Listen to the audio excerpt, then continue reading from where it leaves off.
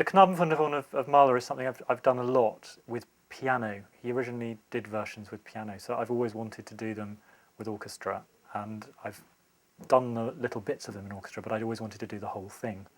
And when I was asked to do a concert with the Philharmonic, that was one of the first things that came to mind. It's a very different piece with orchestra and with piano. I do a lot of lieder singing, voice and piano, German repertoire. And Mahler is absolutely central to me in that, and I do a lot of his songs, and I've done some of the songs from Des Knaben Wunderhorn with piano.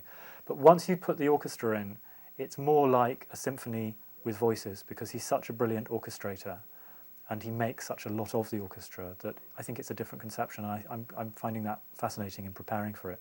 One of the other things about this performance is that it's a performance that comes out of a tradition, because Mahler actually wrote the songs originally for piano, never said they should be sung as a dialogue, but there's grown up this tradition of having a female singer and a male singer and making some of the songs which have a girl's voice and a boy's voice in the poetry, doing those as dialogues.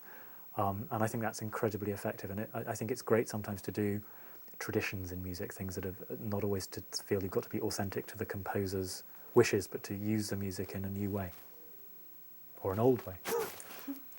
I think the crucial thing about these songs is that these poems come from an earlier part of the 19th century. They come from not quite 100 years before Mahler was writing them, but they come out of a sort of past that is a high romantic past. They're about a huge variety of things. They're about love, funny songs. They're about war, very significantly, I think.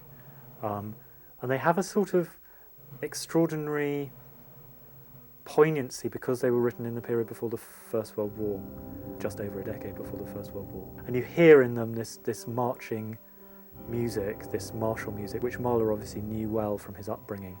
And it gives it a song like Wo die schönen Trompeten blasen an incredible emotional impact, because you know that just over 10 years later, people were going to be marching out and killing each other.